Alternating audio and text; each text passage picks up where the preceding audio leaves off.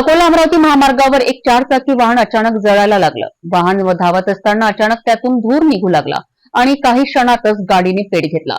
प्रसंगावधान राखून चालकाने गाडी बाजूला घेतली आणि सर्व प्रवासी सुखरूप बाहेर पडले। मात्र आगीने काही क्षणातच रौद्र रूप धारण केलं। सायंकाळच्या सुमारास अकोला अमरावती महामार्गावर एक विचित्र घटना घडली। बोरगाव मंजूजवळ एका 4 चाकी वाहनामधून अचानक धूर निघत असल्याचे चालकाच्या लक्षात आलं। काहीच वेळात धूर अधिक वाढला आणि वाहनाने पेट घेतला। चालकाने तातडीने वाहन महामार्गाच्या कडेला उभं केलं आणि त्यातले सर्व लोक बाहेर पडले।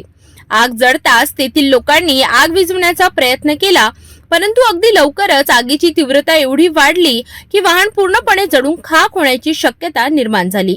अग्निशमन दलाला सूचित केल्यानंतर ते तिथे धावले, पण तोपर्यंत वाहनाच्या इंटिरियर्स मध्ये आग भयंकर पसरली होती।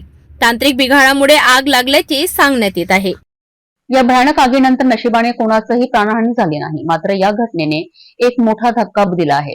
तांत्रिक बिघाडामुळे आग लागली असली तरी देखील वेळोवेळी वाहनांच्या देखभालीची आवश्यकता आहे।